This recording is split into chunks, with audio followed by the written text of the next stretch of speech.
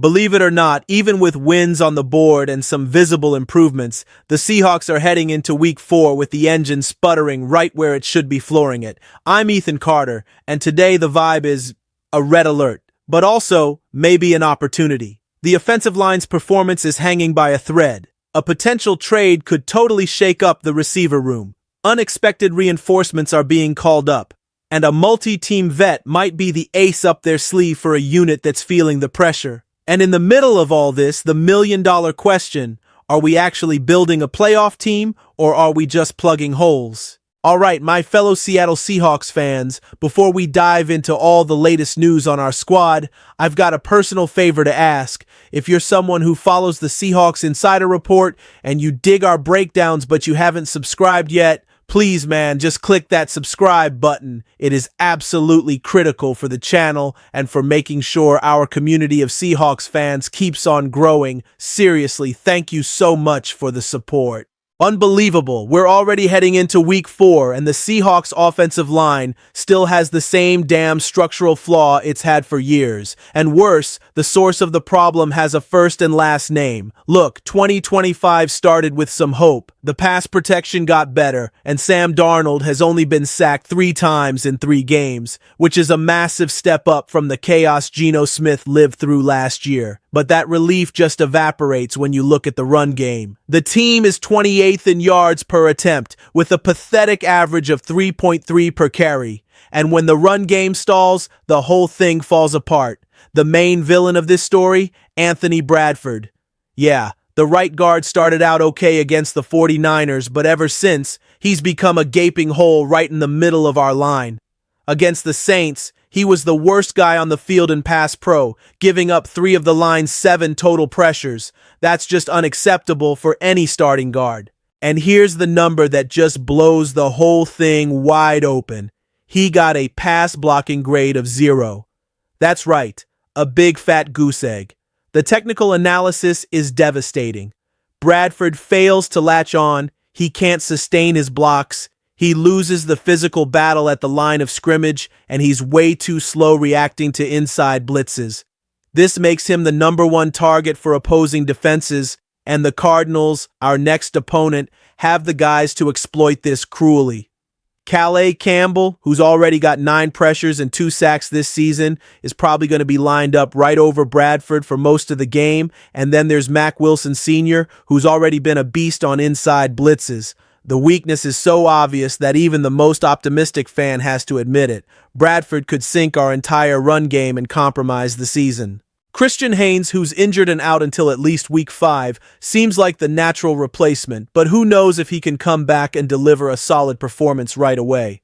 The take here is simple. The Seahawks need stability, and Bradford is delivering the exact opposite. It's a problem that's been lingering since last season, and if they don't fix it right now, it's gonna cost us wins in close games. The impact is direct. No run game means the offense is predictable. Defenses can tee off on Darnold, and the team becomes a hostage to big plays or gadget tricks. No magic formula can survive a shaky O-line. And now for the question that won't go away. Is the front office gonna do something to fix this imbalance? Maybe by looking for an outside-the-box solution, because the rumors of a new weapon in the passing game have already started swirling, and a certain name from the Saints is getting louder behind the scenes. Nobody saw this coming, but now it feels almost inevitable. The Seahawks might be gearing up for a bold move to shake up their passing attack, and the name gaining steam is Rashid Shaheed. With the Saints sinking in a 0-3 hole and facing a brutal schedule, the New Orleans franchise is already thinking about selling off assets that aren't part of their future. And Shaheed, about to become a free agent, fits that description perfectly. Meanwhile, here in Seattle, the situation is crystal clear. We lack depth in our receiver core. Jackson Smith-Njigba is leading with consistency. Torrey Horton is still finding his footing in the playbook, and the rest, they're just depth pieces. This offense needs a real, legitimate threat on vertical routes, someone who can blow the top off a coverage and flip a game with a single catch. Shaheed has the speed, the separation on his cuts, and a natural feel for space that makes him a perfect weapon for the play-action style Seattle wants to build with Sam Darnold. In 2024, even without being a full-time starter, He put up WR2 numbers, and his ability as a punt and kickoff returner is a rare bonus. He's the kind of player who changes the math for the defense. A defensive back needs an extra half second to react, and that half second opens up a window that didn't exist before. Still, bringing in an impact wide receiver mid-season is always a gamble. It takes chemistry, trust, and a quick adjustment to a system that demands precision. One mistake on a deep route, and you're looking at an interception or a hesitant QB who holds the ball too long. But the truth is, the Seahawks offense right now is predictable.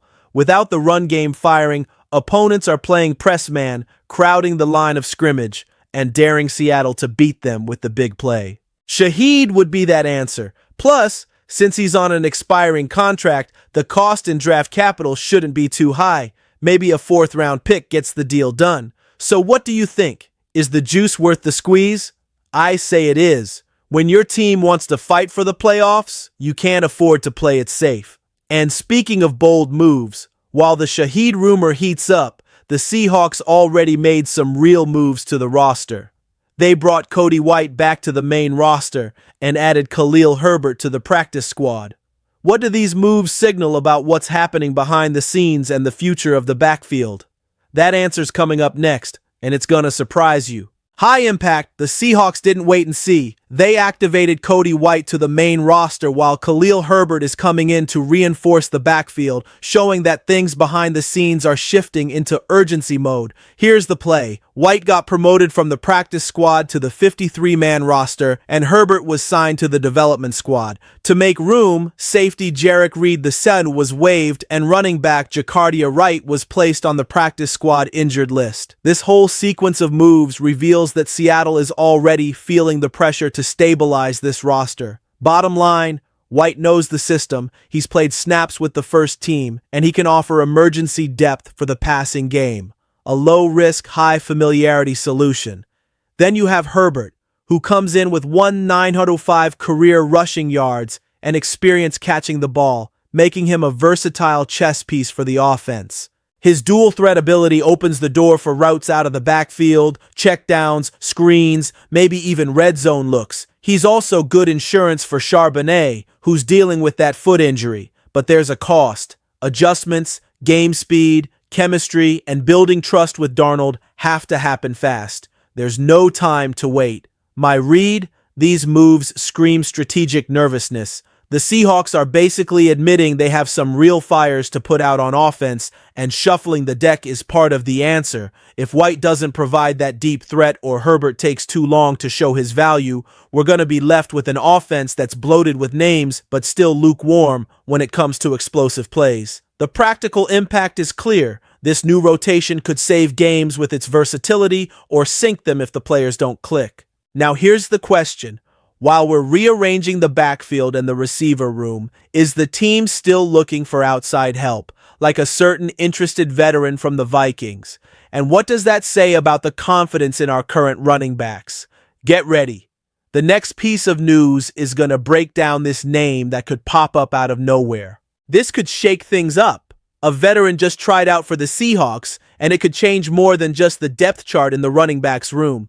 It turns out Myles Gaskin, formerly of the Vikings, was brought in for a tryout this week, along with other guys like Brandon Bolden, in a clear signal that the coaching staff does not have blind faith in Kenneth Walker, Zach Charbonnet, Holani, and Wright. The backfield is on high alert.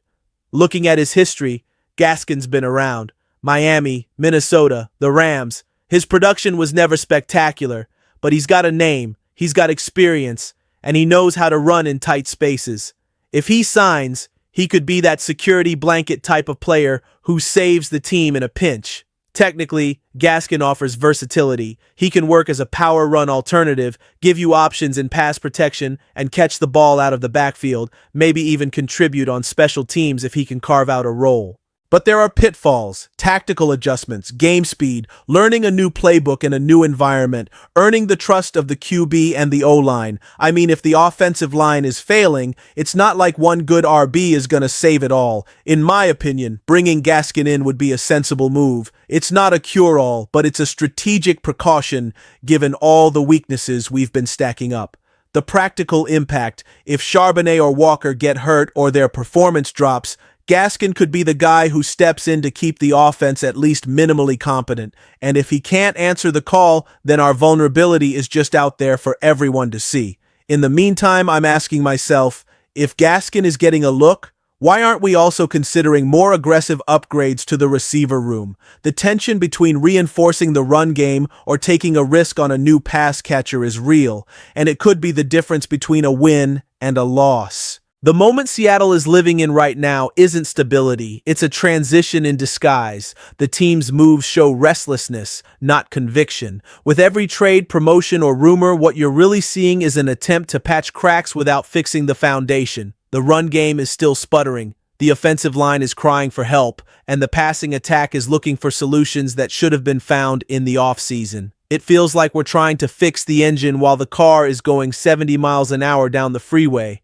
And that strategy, as brave as it might seem, usually ends in frustration. Is there still time to turn all this improvisation into consistency before the wheels completely fall off?